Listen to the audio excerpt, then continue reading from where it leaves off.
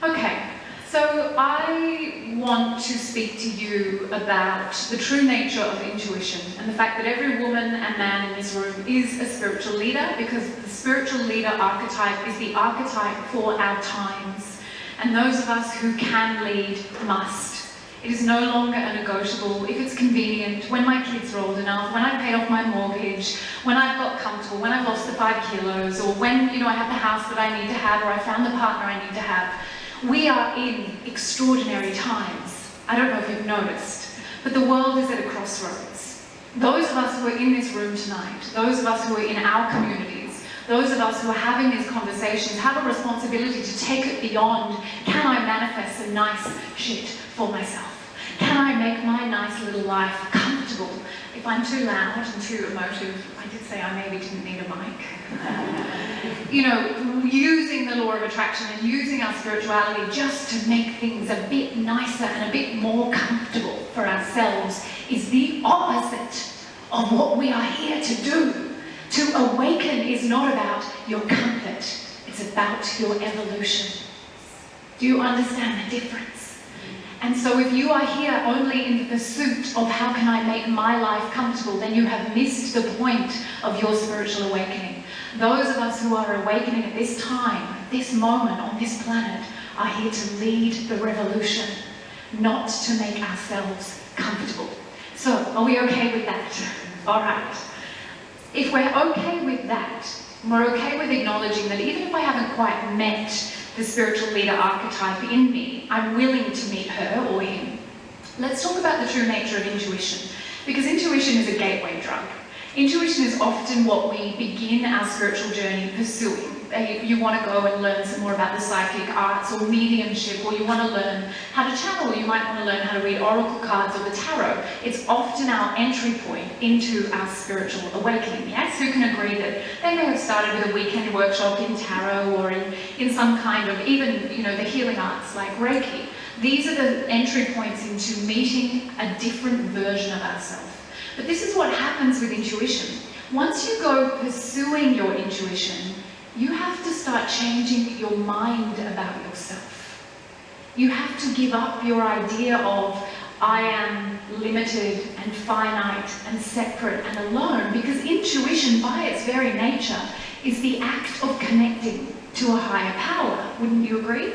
We're saying, there's something bigger than me. There's something greater, there's a higher consciousness, and I want to attune to that higher consciousness, and I want to do that through whatever way I feel safe. So initially it might be through crystals or oracle cards or some other external device. And eventually we kind of go, oh, I actually don't need that external trinket and superstition. I am the oracle. So if I'm the oracle, if I'm directly receiving this intuition, what am I? I must be part of that higher power that I'm trying to connect into, yes? So we start to shift our perception of ourselves. And when we start to shift our perception to admit to ourselves that maybe I am the intuition that I'm seeking, maybe I am the source of that divine wisdom, God, which is the language I use. I apologize if that word is a trigger for you. I invite you to get over it, because God is just a shorthand for infinite unlimited consciousness, and it's going to save us all a lot of time if I just say God. So God is that ultimate higher consciousness, that higher power that we're all seeking in my language. Insert word that makes you feel comfortable in that place. So I started to connect to my intuition. I started to recognize that that intuition is actually happening inside of me. It's not happening in the oracle card. The oracle card is just a device that I'm using to access the higher consciousness. So I'm starting to recognize that I am part of that which I am seeking. Ergo, I am here with a much bigger purpose than just consulting oracle cards or tarot cards and maybe finding out who I'm supposed to marry, or whether I should leave that job, or whether I'm supposed to, buy that lotto card, whatever they call, lotto ticket. Maybe I'm here to start living an optimized life. What is the full expression of me? What am I in the fullness of my power? If I'm connected to that infinite, unlimited power, what is that? Maybe I am God.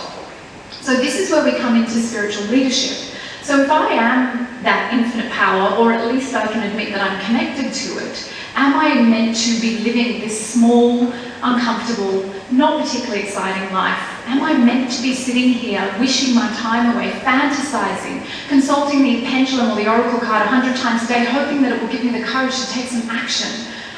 Maybe I'm here for something more. And this is where we start to recognize in the shift in perception that there is a point to our awakening that is beyond our own comforts and our needs being met.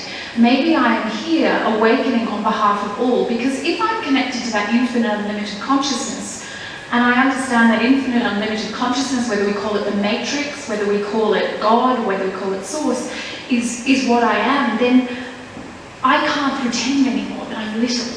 I have to start taking personal responsibility for my life.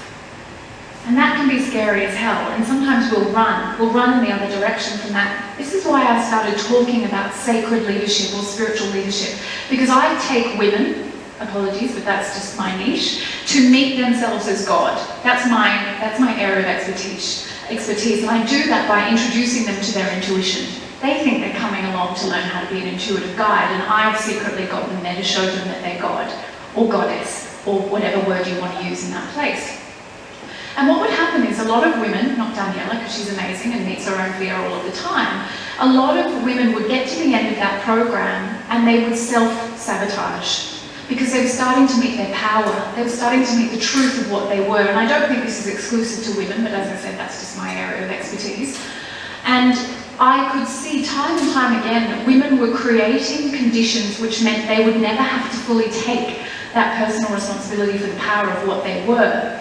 And it was happening so often that I was like, I'm bored of this. I am training, I'm seeing these women emerge into this gloriousness, this power, this truth, the recognition that I am that which I was seeking. I am the intuition, I am the divine consciousness, I am one with the one mind. So what would happen is things like they would suddenly decide, and we'll talk about the shadow side of leadership in a moment, that I was the enemy, that I'd led them down the garden path, that I was fooling them. Or they would literally crash their car into the back of a truck, or they would accidentally get pregnant when they weren't planning to have more children. Nothing wrong with having a baby if that's an intentional choice, but it was at the moment they were about to step into power that there would be conditions created by that higher part of themselves, that shadow part of themselves, that would mean they would have to make a choice. The path would diverge. Am I going to step into self-responsibility, self-reliance, the truth that no matter what has happened to me, I am God, and I am in tune with that one mind, and that one mind is whispering the answers to my life to me in every moment? Or am I going to continue pretending I'm a muggle? Am I going to continue to pretend that I'm a victim to my life? Am I going to continue to pretend that things are happening to me and I have no choice and I don't have freedom and it's all too much and I can't afford it and what you're asking me is wrong and you're bad and this is bad and blah, blah, blah? These tools of the shadow were coming up so frequently that I thought I have to do something about this. And so I created a formula for men and women to feel safe to access their sacred power, their spiritual leadership archetype. There's another reason that we will often self-sabotage just at the moment that we're about to get really, really into our power. Can anyone tell me what that might be? Why look at the world today, look at the way things are. Why might we be afraid of our power?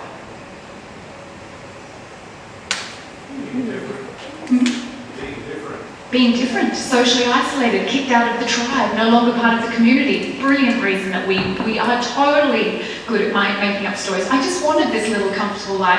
I never wanted to emerge into my spiritual power. No, I really want to stay with this douchebag and this bad marriage. Sorry about the children at the back, but I just noticed it there. I'm going to try not to swear anymore. Yes. Any other reasons why we might reject power? We'll have to use it. We'll have to use it. If I admit that I am infinite unlimited consciousness, which I know now because I've connected to my intuition, which inevitably shows me time and time again that I'm not alone, I'm not isolated, I'm not a victim, but actually there is a higher consciousness that might just be me that is giving me all this information, that's a whole lot of personal responsibility. Yeah, I can't blame anyone anymore. What else do we see in the world that makes us maybe a little bit afraid? Because there's so much happening, there's so much stress, there's so many things to deal with, so much is out of order, Yes. that as one person you could almost feel, well, no matter how powerful I am, I can't really do much about it. Yeah. Absolutely, that sense of isolation, separation. Separation is the most powerful myth that we have been had foisted upon us or hoisted upon us to keep us weak. And this is why events like this are so important, because suddenly you recognize you're not isolated, you're not separate. But everything about the world we're in, everything about capitalism, everything about patriarchy, which is a political system, not men versus women, by the way, says separate, nuclear family, fences around my house, this is mine, everybody has this separate, everyone has one of everything. We don't create community, we create isolation, and that isolation works very well to keep us out of our power, so absolutely. But the other thing we see a lot of, yes? Takes us out of our comfort zone. Yes, absolutely. We're like, God, use me, I want everything to change, I'm here in your service, and suddenly, well no, but I don't want to get uncomfortable. Can we just, I just want to, don't touch a hair on the head of anybody I love, don't change anything. Absolutely, we yearn for our comfort zone. And when we move out of our comfort zone, we think it's death. The ego thinks it's death, so we will create a self-sabotage habit. What we also see in the world around us is the abuse of power, everywhere. So we look around and we're like, what if I do that? I get powerful, I get into a position of authority, I meet myself as that unlimited consciousness, I meet myself as God. What if I become abusive? I see it everywhere. Everyone who gets power in our current paradigm uses it, it seems, to their advantage rather than with integrity and an ethical foundation. It's very hard to find a good politician, for example. It's very hard to feel safe that those who are in those positions of power are not taking advantage of us. Just have a look at the guru culture. Every 5 minutes, another guru who we thought was the exception turns out to be a sexual predator, or someone who's hoarding wealth for themselves whilst advocating, giving it all away. And with that guru culture we see falling around us now is because it was built on an old paradigm where there was someone who had more God consciousness in them than anyone else, and we sat at their feet, and maybe we would get to touch that God consciousness through them. They call it Shaktipat. This idea that you sit at the feet of a teacher and their power will be so great you might get access to that power. And that is not the paradigm of leadership that I want to talk about. Sacred leadership is I am that. I am. I am that. And me acknowledging that sets you free and you free and you free to acknowledge the truth within you. And then we don't have to go and sit at the feet of gurus who may or may not be ethically and morally sound, who may have started off really sound. But when someone's saying to you every day, oh my God, you're so amazing. Oh, I love you. You let me give you all my stuff. Let me give you my children. Let me give you my virginity. Whatever it is that you want to hoist upon that person. That wasn't a real offer, by the way. That went some time ago. We start to believe the hype. Yes? So when someone says to you, oh my God, you're so amazing, I couldn't have done that. It's like, I couldn't do that. I can't do for Daniela what Daniela did in the third level. So it's this beautiful paradox that we enter into to recognize that I am everything and I am nothing. This is what spiritual power is. But what is the sacred leader? The sacred leader is someone who is willing to meet themselves in the fullness of their being. They are willing to meet the full expression of who and what they are, and to be the demonstration of their faith. That is my definition. We are done with the paradigm where it's like, look how good I sound and how much I have to offer and blah, blah, blah, and meanwhile I'm over here abusing people behind the scenes. I need to see congruence. That is the number one word. Daniela's probably bored to death of hearing that word because that is what I demand of the people I train. Congruence between faith and actions. Don't tell me that you're a spiritual person and you buy all the crystals on the weekend and you go to every mind, body, spirit festival and then you get in your car and you start hurling abuse at other drivers on the road. And you don't manage your anger and you blame your partner for all of your problems. That is not spiritual leadership. Spiritual leadership is not about standing on a stage, having a Hay House book contract, touring the world, having sold out programs, having a client list for 6 months in advance. It is, can I lead my own life with congruence? Can I be clear between my faith and my actions? Can my life be a demonstration of what I believe, or am I full of shit? And how many spiritual people have you met who are like, talk a good game, but you look a little deeper, you just dig a little deeper and you're like, this makes me really uncomfortable. I'm going to try and ignore that because I really want to believe what they're saying. Yeah? So I'm just going to keep going in the direction of what they're saying, and then you end up being disappointed because you find that there is no congruence there. This is why we create a superficial culture in spirituality so often, which is the trinkets and superstitions. You know, buy the crystal, have the light on your pineal gland, do the thing, come to this event, go here, buy that, then you'll be like God. But it's an inside job, back to divine responsibility, and we're afraid of that personal responsibility because sometimes we'll be out of our comfort zone. Sometimes getting congruent means we're going to have to say goodbye to things we love. We don't want that. We're like, yes, use me, God, I'm here at your service. I want to be booked out 6 months in advance. I want everyone to know my name. Oh, but I wasn't going to do that. Like, I'll do anything but that. I'm not actually going to change anything or leave a bad relationship or take responsibility for myself. I just want all the things that you get when you're a sacred leader, yeah? So sacred leadership, in my definition, has nothing to do with what you say to anyone else. It's the actions that you take when nobody is looking. Yeah? How deep is your devotion when nobody's looking? How much do you show up in congruence? Are you the most forgiving, most compassionate, most loving person in the room? Or is your desire to be right greater than your desire to be a spiritual leader? Okay, how are we doing? Does that all sound exciting? Do we want to find out about the formula? So this is where I got to. It's like, okay, well, I'm really bored of all these amazing women getting to the point where they're about to emerge into their power only to come crashing down because that fear of all of those things that we've identified, that fear of causing harm. This does sit particularly heavily with women. I think we do feel that fear that we will cause harm to others because what if we become despotic, egoic maniacs who want to, take advantage of everybody? It rarely happens, but we fear that because it's in our psyche, because we have been the victims of that abuse of power. Thousands of lifetimes, not just one. We carry it in our DNA, we carry it in our energy body. So we're afraid of power. What if I cause harm like it was done to me? I'm done with that story now, by the way. We're in a new paradigm. We have to put down our wounds. We have to put down those wounds now. We have to be willing to lead. And that leadership, as I've said, is self-leadership. Nobody will be excited about you when you show up vibrationally if you are not a match between your faith and your actions. Yes, congruence is king or queen.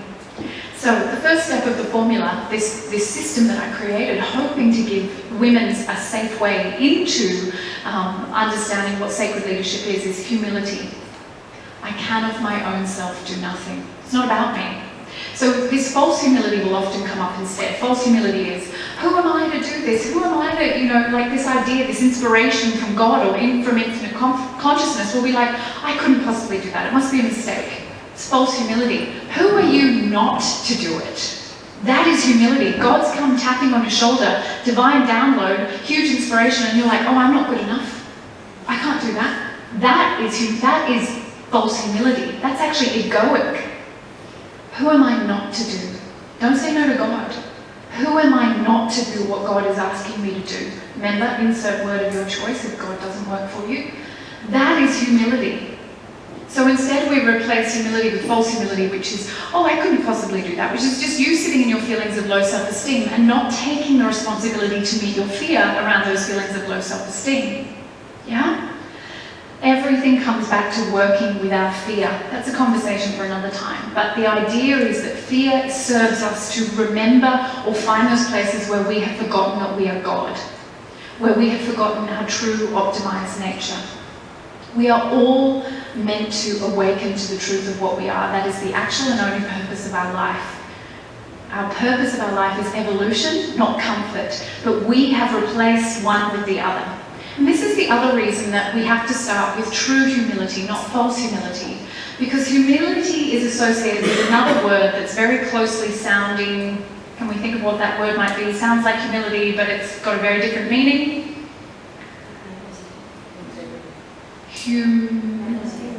Humiliation. Humiliation is very similar sounding. And our terror of being humiliated motivates most of our life. Can you think of a moment where you didn't dance even though you really wanted to? Or you didn't take the second piece of cake? Or you didn't stand up and say, I don't understand, I want to know more. Any time where you have felt, oh, I might be humiliated if I speak right now. Our fear of humiliation is a base chakra fear, and it rules us. It rules us more than any other emotion. If you were to go back and review your life right now, you would see that I can't leave that shitty marriage because I'll be humiliated with the neighbours, with my mother-in-law, with that lady at school whose name I don't even know, but I know she'll think really badly of me if I'm unmarried, if I'm a divorcee. You know, we are motivated by a perception of other people's opinions of us, and that opinion is usually an imaginary one, and it's infused with that fear of humiliation. So what do we do to counter our constant fear of humiliation? We are all control freaks. We try to control God. We try to control the outcome. We try to keep everything inside of our control really, really tightly. If I'm in control, if I tell God how it's meant to be, this is what vision boards are. This is what you turning up to God with a shopping list is. If you do it my way, God, I'll feel safe enough to relax that I will be in service and I'll be your representative here on earth. But if it doesn't look like my vision board or my shopping list, then I am not letting go of control. I'm not letting your vision guide me. It's got to be my vision, because otherwise it's out of control and I don't feel safe. I am afraid of humiliation. So when you hear the word humility, what your ego is probably doing with it is turning it into humiliation. But this is why humility is about meeting fear. Humility is the greatest tool we have to meet fear. It's, A Course in Miracles tells us, a defenseless state. I am defenseless. I don't need to try and defend myself. I don't need to prove myself right. I don't need to have you believe me, because that's all control freak strategies, yeah? I am okay with being misunderstood. I'm okay with you not liking me. I'm okay with looking like a fool in front of you because I'm not judging myself that way. That willingness to meet our fear is the greatest act of humility there is. But you know what we do with fear? We get drunk. We eat the cake. We buy things we don't need. We pick a fight with our partner. We do anything we possibly can to push down that feeling of fear. We push it down so far that when it needs to arise, we need a catastrophic event in order to get its attention, or for it to get our attention. We will do anything in our power other than meet our fear, which means we're never actually in humility. We're in false humility, in our feelings of low self-esteem, not meeting those feelings of low self-esteem. How are we doing? Enjoying this? I'm going to take a great tool from Dr. Joe Dispenza, and I'm going to ask you to turn to the person next to you and tell them the most important thing that you've heard so far, for you. You've got 1 minute. Go.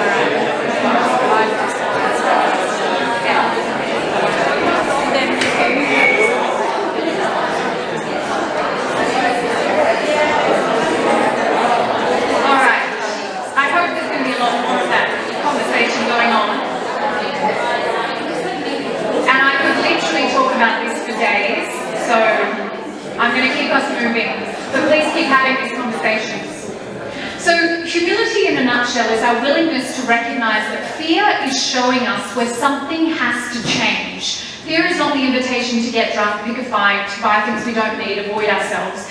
Fear is an invitation to recognize where you have forgotten that you are God, and to course correct back to that true perception, which is I am infinite, unlimited consciousness.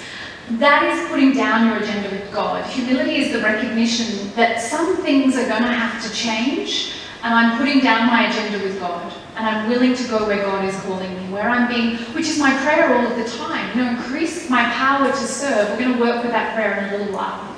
We are showing up to our spiritual awakening because we want to increase everything about ourselves. We want more. We want to feel the glory of that infinite nature. And yet when it starts to arise and we recognize change is imminent, we run back into our comfort zone, because the comfort zone is the edge of our limit. Anyone read The Big Leap? I recommend it. You've hit your upper limit. So you hit your upper limit and your ego will invite you to retract and go back. I just really wanted an ordinary life, actually. I just wanted to just be ordinary and blame other people for everything. So I'm not going to go in the direction of that power that I can feel calling me. And so we resist our spiritual leader. But what happens when you're willing to be humble enough to meet your fear every damn day, every impulse, every moment that it rises, every anxious thought, every time you go to put the chocolate in your mouth and you don't need the chocolate, every single moment you're in fear, if you get humble enough to say, I need you, God, right now. I need your support to help me meet this. That is true humility. And the other side of that, having met your fear, is you enter into part 2 of the formula, which is a state of grace.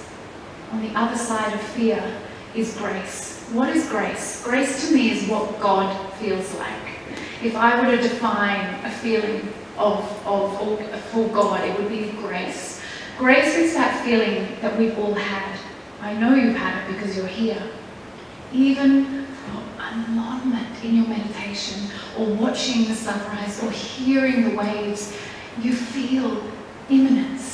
You feel expanded beyond your limits. You feel connected in a way that you can't describe. It's not a mental activity. It's an embodied feeling. And it's enough. It's like crack.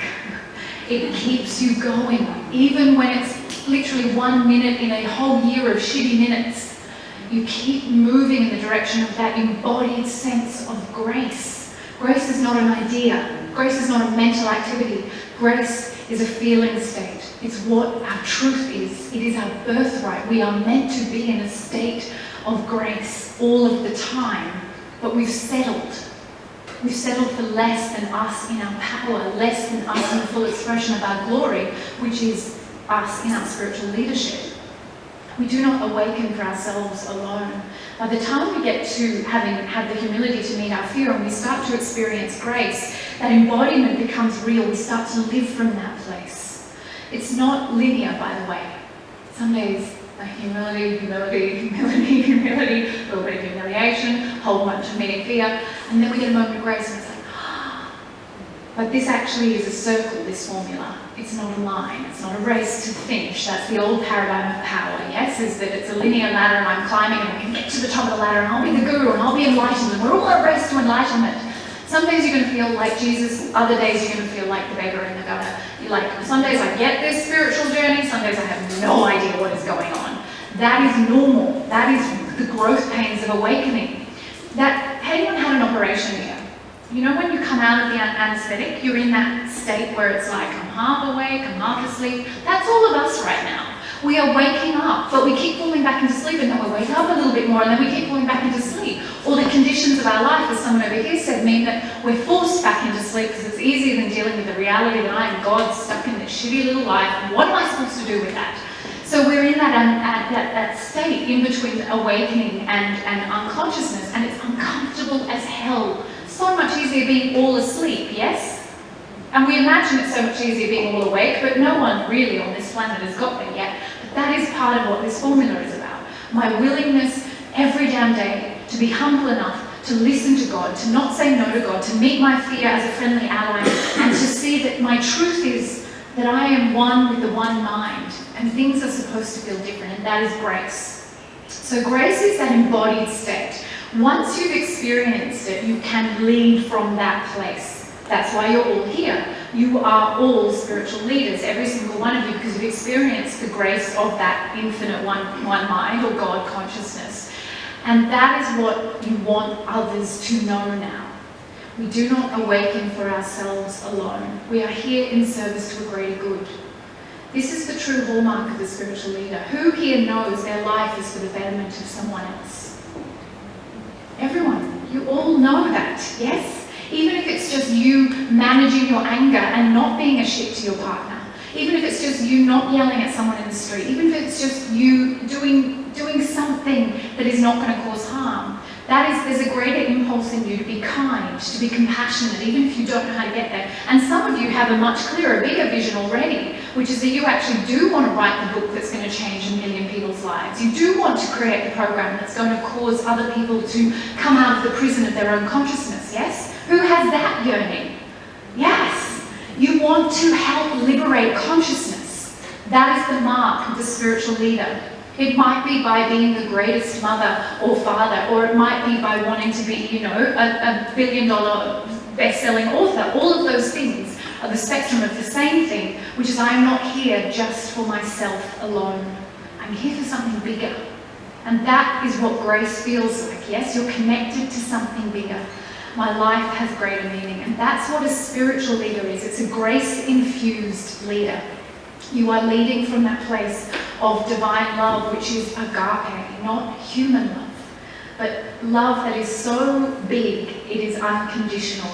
It doesn't require anything of anybody else. And this is where we get into spiritual self-esteem.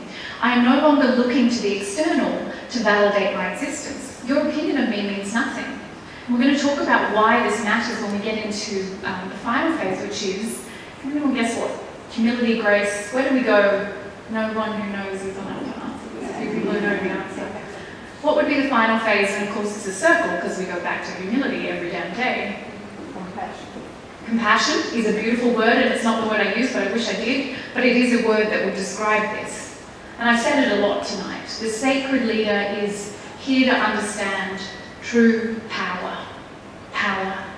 Power is the final phase of this formula. It's the power. What is my power? The power I have, the only power I have, is to know that I have no power, that my power is God's power.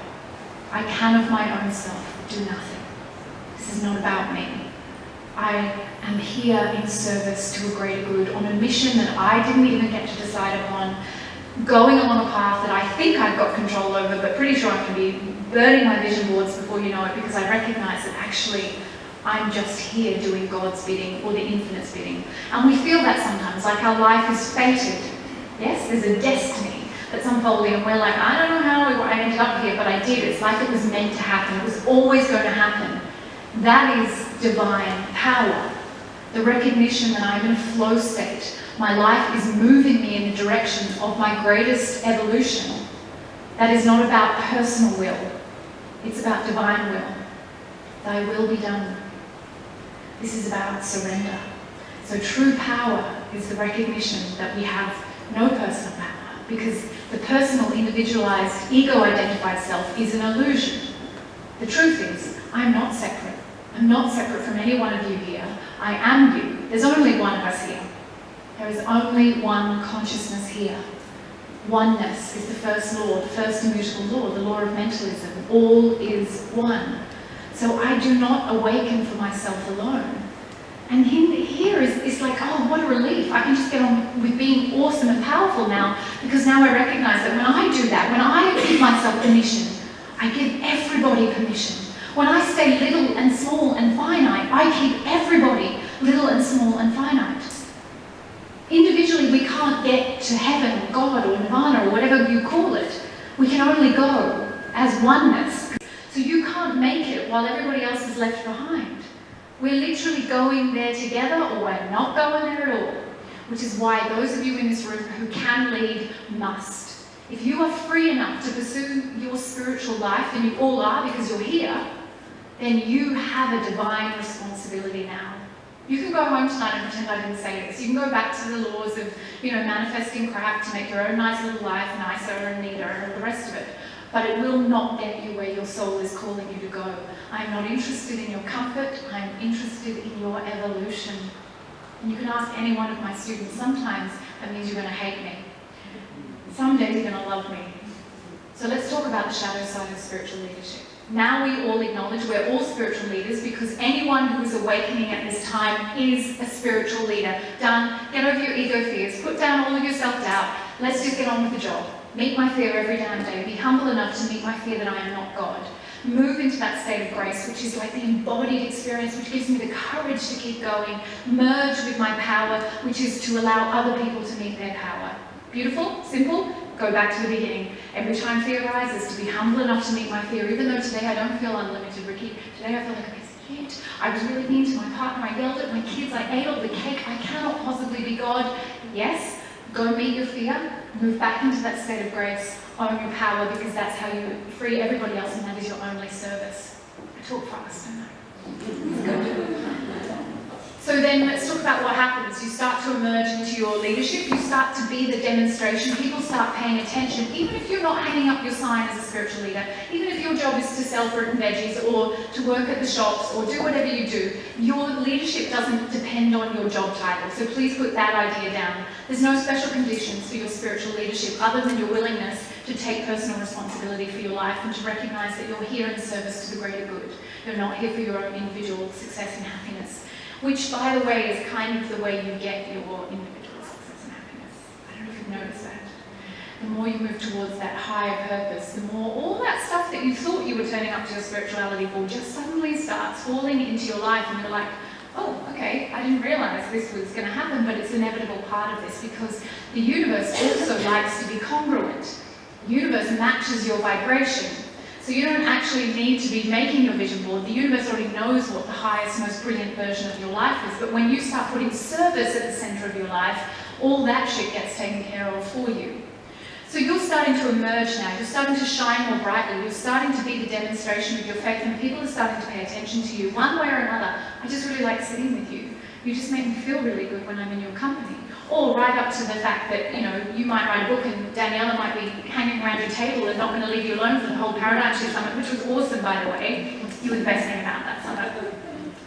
But whatever it is for you, whatever form of your spiritual leadership is, let me talk to you about some of the shadow sides, because this is the other reason I see people walk away from their spiritual leadership, is they're afraid of these things happening. One, people will make a false idol of you. Anyone have that happen? You're so amazing, it's all about you, you're the reason that I can feel this good. No, I can my own self do nothing. You know, if Daniela's doing amazing things in the third level, it's because Daniela showed up with amazing congruence and a commitment to make that program work. It had nothing to do with me. I just created the opportunity because God asked me to, not because I'm amazing and special. But you may notice that people want to be like, oh, it's you, you're the reason I feel so good, I'm just going to hang out with you all the time. Because it abdicates personal responsibility. It's much easier to imagine that person has the magic secret sauce rather than them having to look inside, meet their fear, be humble enough to meet their fear, to meet themselves as God. So we will find that people want to say, oh, you've obviously got more God in you than I do, and I just want to sit at your feet and buy you stuff and bring you things and potentially, you know, do all these things that are not actually sound. But it can be very easy, if we're buying into the belief that we're special, to lose our way. We start to go into that false humility, which maybe I am really super special, maybe it is about me, maybe God chose me because I've got more of the special magic secret sauce, or whatever it is. So we have to be very careful when someone tries to heap praise upon us. I can of my own self do nothing. It's such an easy way to not let other people make a false idol of you. Because let me tell you the second thing that happens once they make a false idol of you. When they start to go through the growing pains of emerging into their own spiritual leadership, what do you think might happen? They will blame you. When their marriage ends or the job doesn't work out or they have to leave a situation they were in which they clearly needed to leave, you were the catalyst for that change. They push you off that pedestal as fast as they stuck you up on it. Okay? And if you are making this about you, you're going to be suffering terribly. Oh God, what did I do wrong? Oh, I let them down. Oh God, I was up there on the pedestal and now I'm down here, and it's not about you. You are simply holding a space for them to meet themselves as God, and sometimes they're going to go through growing pains. But those growing pains will be lessened if you don't let them make you the idol. Don't let anybody turn you into the cause of their awakening. They are the cause of their awakening. You might be providing really great conditions, but I guarantee the success for them to turn around and tell everyone on the internet that you're the worst person ever is to let them put you up on that pedestal in the first place. sometimes, even if you didn't let them put you up on the pedestal, they're still going to turn around and tell everyone on the internet that you're the worst person ever. I'm speaking from personal experience here. It's happened a number of times, and every single time I have to have the humility to say, this is not about me. This is not about me. I have to review my actions. I have to make sure that I'm behaving ethically. Of course, I have to take personal responsibility, but ultimately I have to say, your opinion of me doesn't determine my opinion of me. Am I good with God? That's what I need to check in with. And if I'm good with God, I will send you all the love in the planet, but I cannot fix your opinion of me to make me feel better about myself. It's none of my business. Yeah? Any questions about that? Those two key things. I've got some more shadows that we come up with. This may be less a shadow, but it certainly feels often on days where the job feels too big, like a shadow. And that is that you are out there on your own. You are a leader by the very fact that you are leading consciousness, okay? So you are ahead of the pack. You are not comfortably in the comfort zone with everybody else who still thinks that buying crystals and vision boards is how they're going to get to God. You are leading from the front. So you want some comfort and reassurance, and you look around and it's like, oh, there's nobody here with me. Oh, this sucks. So maybe I'll go back to my comfort zone just so I have some comfort and someone around me to pat me on the head and give me cookies and tell me I'm doing a really good job, because this is hard. It is hard being out here at the front, having people disapprove of me potentially, having people love me one day and push me off the pedestal. Literally, I've had a student from day to day. Sometimes I was on the pedestal, sometimes I was being pushed off the pedestal. I mean, it cannot be that you are looking anywhere outside of you for approval. And that can feel really hard. Like the responsibility is too big.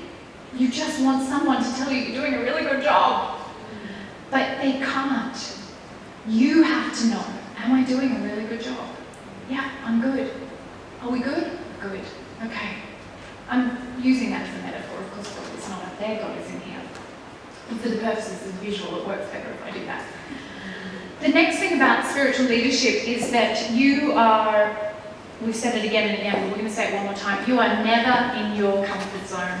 Never, never, never. If you're in your comfort zone, you've tricked yourself, you've sabotaged yourself, you've gone back into the known just because you wanted a day off and you just didn't want to be a spiritual leader that day, you just wanted to go back into the comfort zone. Remember, the spiritual leader is not the job that you do, it's your willingness to be congruent between your actions and your faith, to be the fullest expression of what you are, to be the demonstration of yourself as God in the world. So there are going to be days where that just feels really hard, yeah? And you just want to get drunk. Or you just want to smoke cigarettes. Thank you. Thank you for being here. You look very glamorous. I like that outfit a lot. So, that willingness to never be in your comfort zone, that's hard. And the ego will look for ways to be in the comfort zone all of the time because it's the known, it's the familiar, that feels safe. This is where I'm going to be good with my community. I'm not going to be kicked out by my tribe. I'm going to have people who approve and like of me, and I'm going to feel good about myself. But remember, we're not here for our comfort, we're here for our evolution. If any of you are familiar with the goddess Kali, you may know about this. This is her central mandate. Burn shit down. Get to the fastest, most expedient way to God that we have. And when Kali comes to visit, you pretty much know you're in your spiritual leadership archetype because she is making the conditions for you to get to your evolution as quickly and as expediently as possible. You don't get a choice, by the way, when Kali comes to visit. You just bow and you say, of course, whatever you want, please, I'll do whatever you want. Literally, agree to everything, because otherwise it's going to get much, much more intense, much more quickly. But if you are looking for that comfort zone and you're also seeking your own awakening, do you see how you're pulling yourself in two opposite directions? So let's stop looking to our spirituality to somehow give us comfort. I have an idea, a metaphor that I share with my third level priestesses who do this for a year, by the way. Listen to me talk this fast for a year, go deep down this rabbit hole for a year. It's an accelerated awakening program because these women know they're here to serve in a really big way and they're not here to mess about. This idea that we're in a dream, this is not my idea, it's not a new idea. We're in a dream. We think it's life, but it's not, it's a simulation. And so when you are in a simulation, like a kid playing a computer game, your kid doesn't finish playing the computer game and now comes into you and says, now I really own a castle, Mum, and I'm really a knight, and I don't play computer games, but I'm considering those sorts of things might happen. Or I have 10,000 coins of gold now, Mum. You don't go, yes you do, honey. You say, that's just a game. It ends with the game, yeah? So you can aspire to attain as much crap in the dream as you want, but at some point you're going to wake up and go, oh, it was just a game.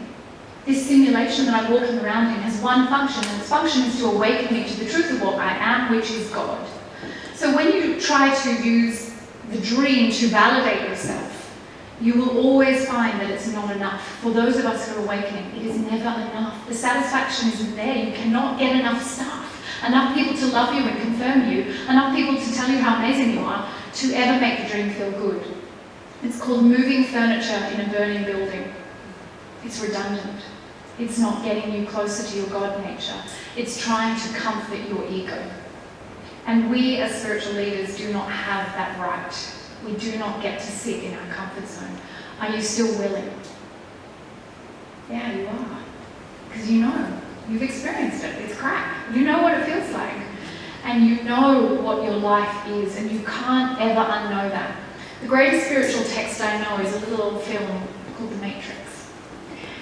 And there's a character in that whose name I can't remember, but you probably will, who tries to exit and go back into the dream, into the simulation, because he misses the red wine and he misses the steak. And he's like, I don't care if it's a dream. Anyone remember that character's name?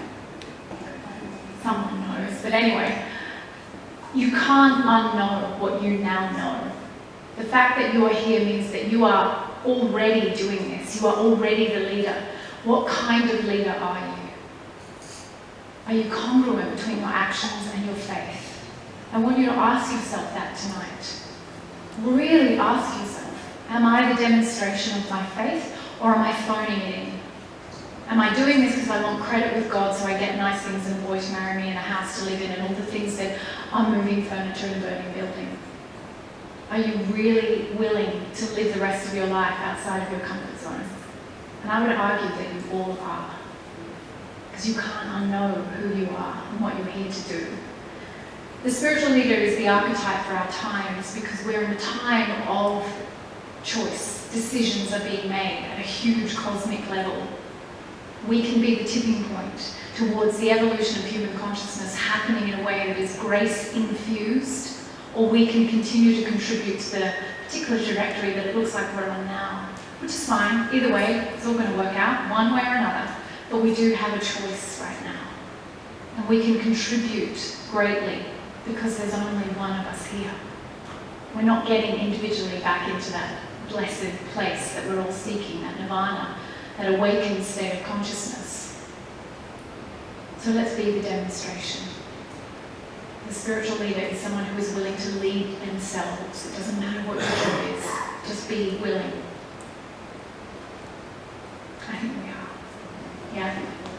Yes, his name is Keanu Reeves. Okay. Oh yeah, Keanu Reeves is, yes, he was Neo. Thank you. We're going to close, I think I'm done time-wise, with a prayer. And this prayer is my central prayer for aligning with my spiritual leader archetype. And I'd love for you, if it resonates with you, to work with this prayer. Because this is the prayer of how we overcome false humility. It's how we move towards God. It's how we become congruent between faith and actions, and how we recognize that we're not here for ourselves alone. So let us pray. When we pray, we're petitioning God. We're saying, this is what I want you to hear. And the prayer is answered before it is even uttered. So be sure that if you want to utter this prayer with me, that you're serious, that you really want this, because it will be heard. When we gather together, we exponentially increase the power of whatever we do. The ripple effect in the field is enormous. It's simple. It's direct. Dear God, increase my power to serve. And so it is. Dear God, increase my power to serve. And it is so. Dear God, increase my power to serve. And so it is. And it is so. And have no doubt, that prayer is heard. It is how I built my institute. It is how I've created the movement that I've created around me, which has nothing to do with me. I'm just the servant who has that fun job. But if you are willing to do what is being asked of you tonight, which is to get truly congruent and take that spiritual leadership archetype into your being with fierceness, then use that prayer. It will guide you to where you're needing to go. Thank you. I can breathe now.